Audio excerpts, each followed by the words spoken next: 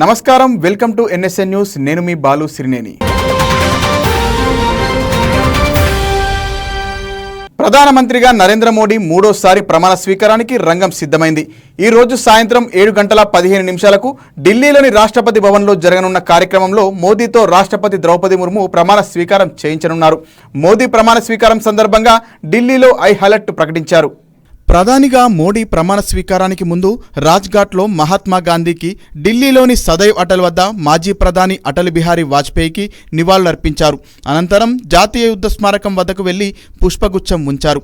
కేంద్ర ప్రభుత్వం అనుసరిస్తున్న పొరుగు దేశాలకు ప్రాధాన్యం పాలసీ సాగర్ విజన్లో భాగంగా మోదీ ప్రమాణ స్వీకారానికి బంగ్లాదేశ్, శ్రీలంక, భూటాన్, నేపాల్, మారిషస్, సీషెల్స్, మాల్దీవ్స్ దేశాధినేతలు ఆహ్వానించారు. ఢిల్లీకి వచ్చే వీరందరికీ తగిన ఆతిథ్యం ఇవ్వడంతో పాటు రాకపోకల సందర్భంగా పటిష్టమైన భద్రతను కల్పించనున్నారు. బంగ్లాదేశ్ ప్రధాని Sheikh Hasina, Seychelles vice president Ahmed Afif ఇదివరకే ఢిల్లీకి చేరుకున్నారు. ఇక Sri Lanka president Ranil Wickremesinghe, Maldives president Muizzu, Mauritius PM Pravind Jugnauth, Nepal ప్రధాని పుష్పకమల్ దహాల్ ప్రచండ, భూటాన్ పీఎం షెరింగ్ టోబ్లే కూడా మోదీ ప్రమాణ స్వీకార వేడుకలకు హాజరు కానున్నారు. కాగా మోదీ 2014లో మొదటిసారి ప్రధానిగా ప్రమాణం చేసిన సందర్భంగా సార్క్ దేశాల అధినేతలను, రెండోసారి 2019లో ప్రమాణం చేసిన సందర్భంగా బిమ్స్టెక్ దేశాల అధినేతలను ఆహ్వానించారు.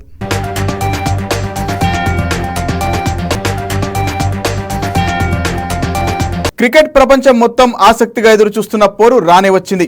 అగ్రరాజ్యం అమెరికా గడ్డపై అతిపెద్ద క్రికెట్ వార్కు రంగం సిద్ధమైంది. టీ20 వరల్డ్ కప్ కే హైలైట్ గా నిలిచే అల్టిమేట్ ఫైట్ కు ఇండియా, పాకిస్తాన్ రెడీ అయ్యాయి. న్యూయార్క్ వేదికగా దాయాది దేశాల మధ్య హై వోల్టేజ్ మ్యాచ్ నేడే. ఈ మెగా టోర్నీలో ఇరు జట్లు 7 సార్లు తలపడితే 6 సార్లు పాక్ ను టీమిండియా ఉతికి ఆరేసింది. మరి ఈ సూపర్ సండే పోరులోనూ అదరగొట్టి 7వసారి దాయాది పని పడుతుందా? సూపర్ ఓవర్లు సంచలన ఫలితాలతో ముందుకెళ్తున్న టీ20 వరల్డ్ కప్ లో బ్లాక్ బాస్టర్ మ్యాచ్ కు వేళైంది. ఇవాళ జరిగే గ్రూప్ ఏ మ్యాచ్ లో ఇండియా, పాకిస్తాన్ అమీతుమీ తేల్చుకోనున్నాయి. ఐర్లాండ్ ను చిత్తు చేసి జోరు మీదున్న రోహిత్ సేన పసికోన యుఎస్ఏ చేతిలో ఓడి డీలా పడ్డ పాక్ పని కూడా పట్టాలని పట్టుదలగా ఉంది. అయితే అనిశ్చితికి మారుపేరైన పాక్ ను తక్కువగా అంచనా వేయడానికి లేదు. పైగా ఇక్కడి పిచ్ అనూహ్యంగా స్పందిస్తూ ఆటగాళ్లకు సవాల్ విసురుతోంది. ఈ నేపథ్యంలో ఎలాంటి తప్పిదానికి తావివ్వకుండా వరుసగా 2 విజయం సాధించాలని ఇండియా టార్గెట్ గా పెట్టుకుంది. ఐర్లాండ్ తో తొలి పోర్లో పేసర్ల జోరు, కెప్టెన్ రోహిత్ సూపర్ బ్యాటింగ్ తో ఇండియా ఈజీగానే నెగ్గిన కొన్ని ప్రతికూలతలు కనిపించాయి. ఓపెనర్ గా వచ్చిన విరాట్ కోహ్లీ ఫెయిల్యూర్ మొదటిది. ఐర్లాండ్ తో పోలిస్తే పాక్ బౌలింగ్ పదునుగా ఉంటుంది. పైగా క్లిష్టమైన పిచ్ పై చిన్న పొరపాటు కూడా భారీ మూల్యానికి కారణమవుతుంది. ఈ నేపథ్యంలో రోహిత్ తో కలిసి కోహ్లీ మంచి ఆరంభం ఇవ్వాల్సిన అవసరం ఉంది. గత పోరులో నిరాశపరిచిన సూర్యకుమార్ కూడా గాడిలో పడాలి. రోహిత్, పంత్ తమ ఫామ్ ను కొనసాగించడంతో పాటు తమ వరకు వస్తే మిడిల్, లోయర్ ఆర్డర్ బ్యాటర్లు కూడా బాధ్యతగా ఆడాలి. బౌలింగ్ లో ఇండియాకు తిరుగులేదు. పేస్ లీడర్ బుమ్రా, అర్ష్దీప్, సిరాజ్ కు తోడు ఆల్రౌండర్ పాండా కూడా ఫామ్ లోకి రావడం ప్లస్ పాయింట్. ఇక పాక్ పై మంచి రికార్డున్న చైనామన్ కుల్దీప్ యాదవ్ కూడా తుది జట్టులోకి వస్తే అక్షర్, జడేజాలో ఒకరు బెంచ్ పైకి వెళ్తారు. పాకిస్తాన్ అంటేనే అనిశ్చితికి మారిపోయారు. ఈ టోర్నీకి ముందు మిలిటరీ ట్రైనింగ్ తీసుకున్న ఆ టీం తొలిపోరిలోనే అనామక జట్టు అమెరికా చేతిలో బోల్తా కొట్టి అన్ని వైపుల నుంచి విమర్శలను ఎదుర్కొంటోంది. మరో ఓటమితో సూపర్ 8 అవకాశాలు సన్నగిల్లే ప్రమాదం ఉండడంతో ఇండియాపై గెలుపు ఆ జట్టుకు అత్యంత కీలకం కానుంది. యుఎస్ తో మ్యాచ్ లో ఓటమికి కెప్టెన్ బాబర్ బౌలర్ ను నిందించాడు. కానీ పాక్ బ్యాటర్లు కూడా పేలవంతంగా ఆడారు. 44 రన్స్ కోసం 43 బాల్స్ ఆడిన బాబర్ స్ట్రైక్ రేట్ సైతం ఈ ఫార్మాల్కు ఏమాత్రం సరిపోదు. ఆల్రౌండర్ షాదాబ్ ఆకట్టుకున్న ఓపెనర్ రిజ్వాన్, ఉస్మాన్ ఖాన్, ఫకర్ జమాన్తో పాటు మిగతా బ్యాటర్లు సత్తా చాటితేనే ఇండియాకు పాక్ పోటీ ఇవ్వగలదు. ఈ మ్యాచ్లో షాహీన్, అమీర్, రవూఫ్, నసీం షాతో కూడిన పేస్ బలంపైనే పాక్ భారీ ఆంక్షలు పెట్టుకుంది. ఈ మ్యాచ్ లో ఇరు జట్ల కంటే న్యూయార్క్ స్టేడియంలోని డ్రాప్ ఇన్ పిచ్ పైనే ఫోకస్ ఉంది. అనూహ్యంగా స్పందిస్తున్న ఈ వికెట్లపై విమర్శలు వస్తున్నాయి. ఈ స్టేడియంలో జరిగిన 3 మ్యాచ్ల్లోని 6 ఇన్నింగ్స్ లో 2 సార్లు మాత్రమే 100+ స్కోర్ వచ్చాయి. అనూహ్యమైన బౌన్స్ బ్యాటర్లను ఇబ్బంది పెడుతోంది. ఈ టోర్నీ కోసం ఇండియా యుఎస్ వచ్చినప్పటి నుంచి న్యూయార్క్ లోనే ఉండటం విశేషం. ఐర్లాండ్ ఓడించి మంచి ఆరంభం దక్కించుకోవడం ప్లస్ పాయింట్ కానుంది. కానీ నసావు స్టేడియం కండిషన్స్ కి పాక్ ఇంకా అలవాటు పడలేదు. అమెరికా చేతిలో సూపర్ ఓవర్లో కంగుతిన్న తర్వాత రోజే పాక్ న్యూయార్క్ వచ్చింది. కఠినమైన ఇక్కడ పరిస్థితులకు అలవాటయ్యేందుకు తక్కువ సమయం ఉండడం దాయాది జట్టుకు ప్రతికూలాంశం కానుంది. రిషికేశ్లో యుద్ధ వాతావరణం నెలకొంది. ఒక్కసారిగా పరిస్థితులు ఉద్రిక్తంగా మారాయి. రాఫ్టింగ్ గైడ్లు, పర్యాటకులు ఒకరికొకరు తెడ్డులతో కొట్టుకున్నారు. ఇందుకు సంబంధించిన దృశ్యాలు సోషల్ మీడియాలో చక్కర్లు కొడుతున్నాయి. తెడ్డులను ఆయుధాలుగా ఉపయోగించి దాడులకు తెగబడ్డారు. అసలేం జరిగిందో తెలియదు. ఒక్కసారిగా ఘర్షణ వాతావరణం నెలకొంది. రిషికేశ్ అంటే ఆధ్యాత్మిక అనుభూతి కోసం సందర్శకులు వస్తుంటారు. ఇక జూన్లో పర్యాటకులతో సందడిగా ఉంటుంది. కళాశాలలు, విద్యా సంస్థలు మరియు న్యాయ కార్యాలయాలు మూసివేయడంతో అనేక మంది దేశవ్యాప్తంగా ఈ ప్రదేశానికి వస్తుంటారు. అయితే ఏమైందో ఏమో తెలియదు కానీ రిషికేశ్లో పర్యాటకులు, రాఫ్టింగ్ గైడ్ల మధ్య ఘర్షణ జరిగింది. తెప్పల కోసం వచ్చిన పర్యాటకులకు బోట్మెన్ల మధ్య ఘర్షణ జరిగింది. ఈ ఘటనతో అనేక మంది పర్యాటకులు గాయపడ్డారు.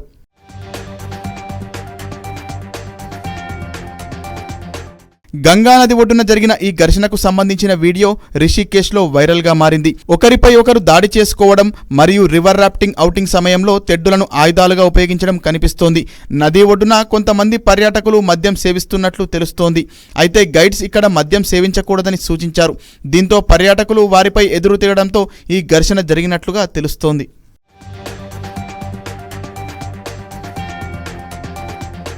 ప్రధానిగా నరేంద్ర మోడీ ప్రమాణ స్వీకారానికి బీఆర్ఎస్ ప్రెసిడెంట్ కేసీఆర్ కు ఆహ్వానం అందిందని ఆ పార్టీ వర్గాలు తెలిపాయి. బీజేపీ నేత, కేంద్ర బొగ్గు గనులు, పార్లమెంటరీ వ్యవహార శాఖ మంత్రిగా పనిచేసిన ప్రహ్లాద్ జోషి కేసీఆర్ కు ఫోన్ చేసి ఆహ్వానించారని ఓ ప్రకటనలో వెల్లడించారు. అయితే కేసీఆర్ ఈ కార్యక్రమానికి హాజరవుతారా లేదా అన్న విషయంలో స్పష్టత లేదని వారు చెబుతున్నారు. టిక్ టాక్ పై అమెరికా మాజీ అధ్యక్షుడు ట్రంప్ మరోసారి కీలక వ్యాఖ్యలు చేశారు. తాను మళ్లీ అధ్యక్షుడిగా ఎన్నికైతే టిక్ టాక్ ను దేశంలో నిషేధించబోనని డొనాల్డ్ ట్రంప్ వ్యాఖ్యానించారు. చైనాకు చెందిన social media app tick talk ను అమెరికాలో నిషేధం విధించే అవకాశాలపై ఓ మీడియాతో మాట్లాడారు. తాను మళ్లీ అధికారంలోకి వస్తే టిక్ టాక్ ను దేశంలో నిషేధించబోనని స్పష్టం చేశారు. సోషల్ మీడియాపై చర్యలకు సంబంధించిన బిల్లును ఇటీవల అమెరికా ప్రతినిధుల సభ ఆమోదించింది. డొనాల్డ్ ట్రంప్ కూడా తొలుత దీనికి పరోక్షంగా మద్దతు పలికారు. అయితే కొన్ని రోజుల క్రితమే టిక్ టాక్లో చేరిన ఆయన తాజాగా నిర్ణయాన్ని మార్చుకున్నట్లు న్యూయార్క్ పోస్ట్ కథనం వెలువరించింది. రిపబ్లికన్ పార్టీకి చెందిన ట్రంప్ అక్కడి మీడియా ప్రతినిధి చార్లీ కిర్క్తో మాట్లాడుతూ టిక్ టాక్ అంశంపై స్పందించారు. అధికారంలోకి వస్తే టిక్ టాక్ పై నిషేధం విధించబోమని ఖచ్చితంగా చెప్పగలరా అని ప్రశ్నించగా అందులో సందేహమేముంది, తాను ఎప్పటికీ టిక్ టాక్ ను బ్యాన్ చేయబోను అంటూ ట్రంప్ సమాధానమిచ్చారు.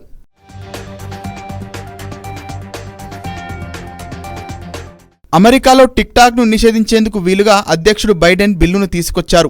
దీనికి మద్దతుగా 352 మంది ఓటు వేశారు.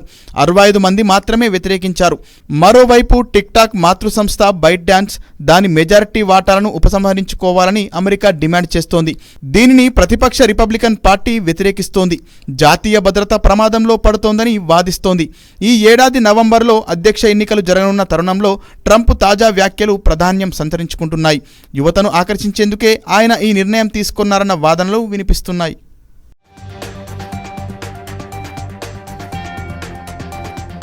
ఉద్యోగానికి సెలవు దొరకడంతో కేరళ విహారయాత్రకు వెళ్లిన ఓ కర్ణాటక యువతి ఆమె అక్కడ 1.5 లక్షల ఐఫోన్ను బండరాల మధ్య పోగొట్టుకుంది. వెంటనే ఆమె ఫోన్ను తీయడానికి అనేక ప్రయత్నాలు చేసినప్పటికీ అన్నీ విఫలమయ్యాయి. దీంతో తాను ఉంటున్న రిసార్ట్ సిబ్బందికి ఈ విషయం తెలిపింది. అక్కడికి వచ్చిన రిసార్ట్ సిబ్బంది, కేరళ పోలీసులు, అగ్నిమాపక శాఖ సిబ్బంది కలిసి ఆమె పోగొట్టుకున్న ఐఫోన్ను బయటకు తీసి ఇచ్చారు. దాదాపు 7 గంటలు శ్రమించి ఐఫోన్ను వారు బయటకు తీశారు. ఇందుకు సంబంధించిన వీడియో ఇన్స్టాగ్రామ్లో వైరల్ అవుతోంది. అప్పుడప్పుడు వాహనాలు ట్రబుల్ ఇచ్చినప్పుడు కొంతమంది తోయడం వంటి సీన్లు చూస్తుంటాం. కానీ ట్రైన్ను అలా తోయడం ఎప్పుడైనా చూసారా? తాజాగా సోషల్ మీడియాలో ఒక వీడియో వైరల్ అవుతోంది. అందులో కొంతమంది రైల్వే కార్మికులు, ప్రయాణికులు రైలు బండిని తోయడంతో వేగంగా ముందుకు కదిలింది. ఇందుకు సంబంధించిన వీడియో ఇప్పుడు నెట్టింట వైరల్గా మారింది.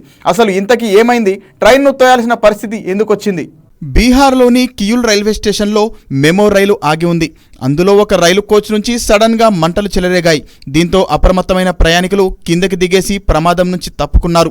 అంతటితో ఆగకుండా మంటలు అంటుకున్న బోగి నుంచి ఇతర బోగీలకు కూడా మంటలు వ్యాపించకుండా వెంటనే ప్రయాణికులు బోగీలను వేరు చేసేందుకు ప్రయత్నం చేశారు.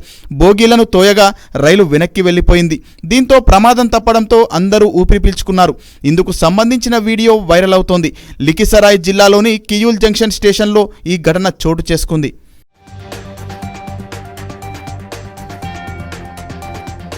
కాగా రైల్వే అధికారులు తెలిపిన వివరాల ప్రకారం పాట్నాలోని మహిళా కంపార్ట్మెంట్లో మంటలు చెలరేగినట్లు తెలిపారు. ప్యాసింజర్ రైల్లో ఈ మంటలు అంటుకున్నాయని చెప్పారు. మంటలు ఇతర బోగీలకు వ్యాపించకుండా ప్రయాణికులు, రైల్వే సిబ్బంది ఇతర బోగీలను దూరంగా నెట్టారని చెప్పుకొచ్చారు. అగ్ని ప్రమాదానికి గల కారణాలను తెలుసుకునేందుకు దర్యాప్తు చేస్తున్నట్లు తెలిపారు. రైల్వే అధికారులు ఘటనా స్థలికి చేరుకొని పరిస్థితుల్ని సమీక్షించారు.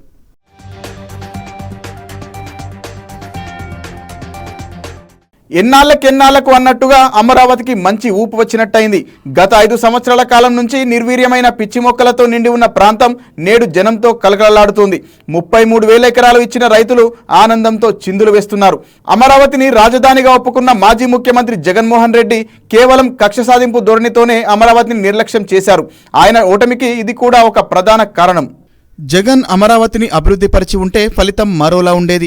3 రాజధానులు అని ఉదరగొట్టి చేసింది ఏమీ లేదు. రాజధాని లేని రాష్ట్రంగా ఆంధ్రప్రదేశ్ మిగిలిపోయింది. కొందరు మీ రాష్ట్రానికి రాజధాని ఏది అన్నప్పుడు మనసు చివుక్కుమంటోంది.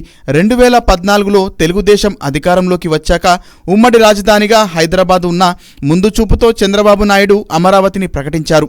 అమరావతికి ఓ రూపు రావడానికి సమయం పట్టవచ్చని తెలిసే అలా భావించారు. అప్పటికీ అక్కడ కొన్ని కట్టడాలు, హైకోర్టు ఏర్పాటు అయ్యాయి. దురదృష్టం కొద్దీ 2019లో చంద్రబాబు ఓటమి చెందడం, గెలిచిన జగన్మోహన్ రెడ్డి అమరావతిలో అభివృద్ధి దిశగా చర్యలు తీసుకోలేదు.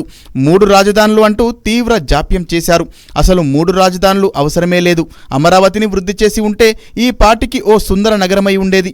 కాలయాపన చేయడం, ఎటువంటి పనులకు పూనుకోకపోవడం, భూములు ఇచ్చిన రైతులు ఉద్యమాలు చేయడం, వారిని నానా బాధలకు గురి చేయడం తెలిసిందే. తాజాగా జరిగిన ఎన్నికల్లో మళ్లీ చంద్రబాబు నాయుడు గెలవడంతో అమరావతి రైతులలో ఆనందం వెల్లివిరుస్తోంది. పైగా చంద్రబాబు నాయుడు ముఖ్యమంత్రిగా అమరావతి ప్రాంతంలోనే ప్రమాణ స్వీకారం చేయనుండడంతో మళ్లీ మంచి రోజులు వచ్చాయని సంబరపడిపోతున్నారు. నిజమే, అమరావతి ఓ వినూత్న నగరంగా రూపుదాలుస్తోంది. ఎన్నో పరిశ్రమలు అక్కడికి రావచ్చు. ఎలాగూ ఎన్డీఏలో తెలుగుదేశం పార్టీ భాగస్వామిగా ఉంది కనుక నిధుల కొరత ఉండకపోవచ్చు. ప్రధాన ప్రతిపక్షం జనసేన పూర్తిగా సహకరిస్తుంది. ఈ సందర్భంగా వైసీపీ కూడా మద్దతు ఇచ్చి అమరావతి నిర్మాణంలో పాలు పంచుకోవాలి. మద్దతు ఇవ్వకపోతే మాత్రం వాళ్లకు ఉనికి ఉండదు. ఇక్కడ రాజకీయాలు పనికిరావు. నిబంధత, చిత్తశుద్ధితో అధికార పక్షానికి సహకరిస్తే ప్రజలు హర్షిస్తారు. లేకపోతే నవ్వుల పాలు కావడం ఖాయం. అమరావతి ఆంధ్రుల కళ, అది సాకారమయ్యే రోజు వచ్చింది.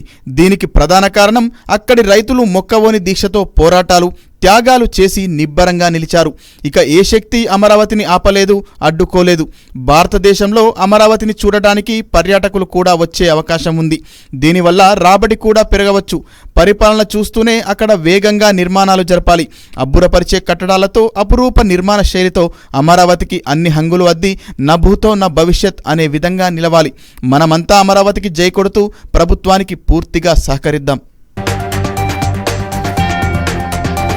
మూడోసారి భారత ప్రధానిగా ప్రమాణ స్వీకారం చేయనున్న నరేంద్ర మోదీకి Tesla CEO Elon Musk congrats చెప్పారు. ప్రపంచంలోనే అతిపెద్ద ప్రజాస్వామ్య దేశమైన భారత్లో జరిగిన ఎన్నికల్లో విజయం సాధించినందుకు మోడీకి అభినందనలు తెలిపారు. భారత్తో తమ కంపెనీలను ఏర్పాటు చేసి అద్భుతాలు సృష్టించాలని ఎంతో ఆసక్తిగా ఎదురు చూస్తున్నట్లు పేర్కొన్నారు.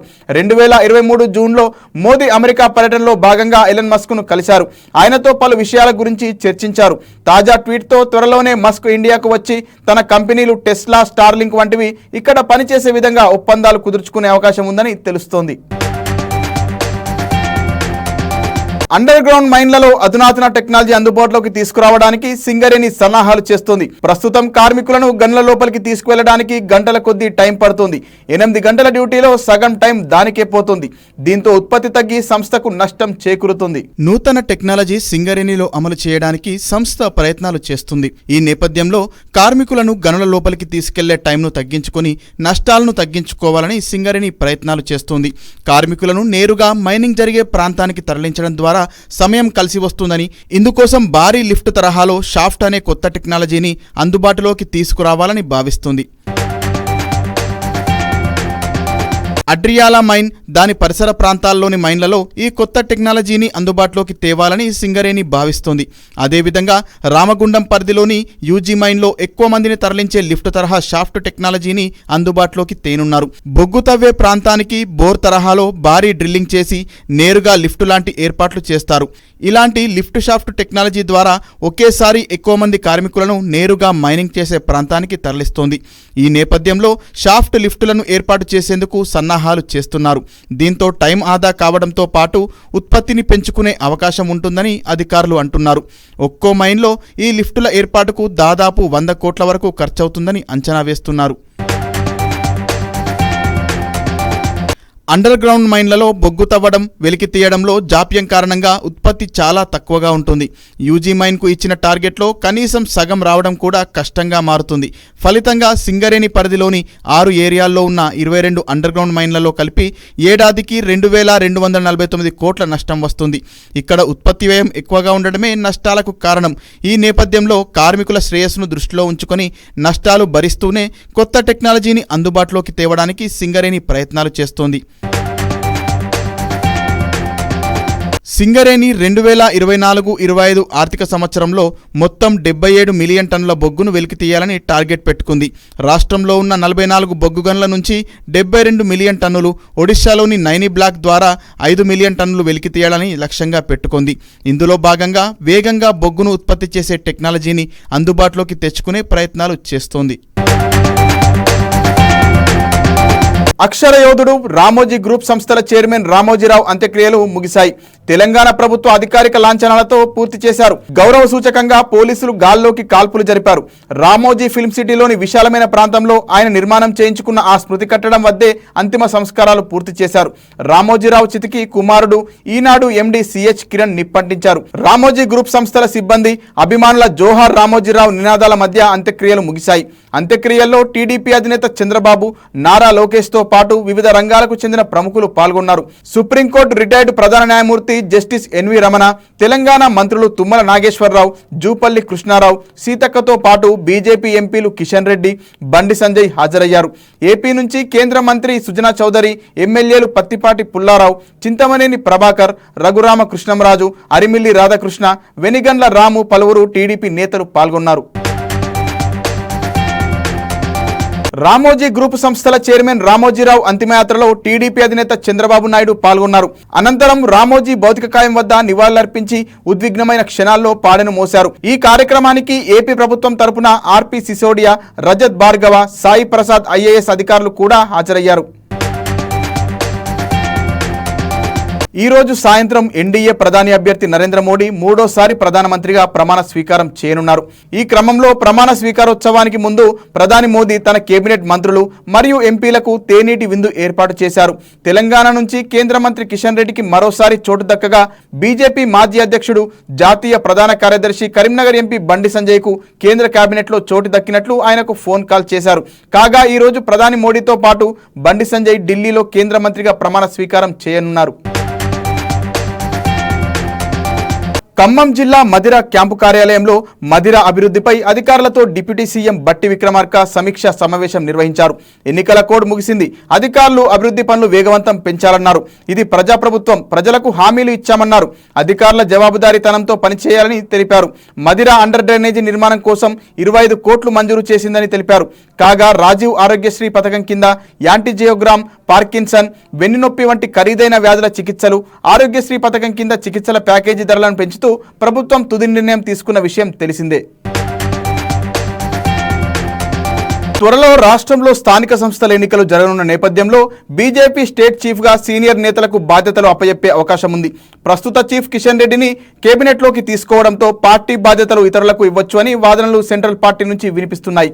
దీంతో ఈటెల రాజేందర్ను స్టేట్ పార్టీ చీఫ్గా ప్రకటించే అవకాశం ఉందని సమాచారం.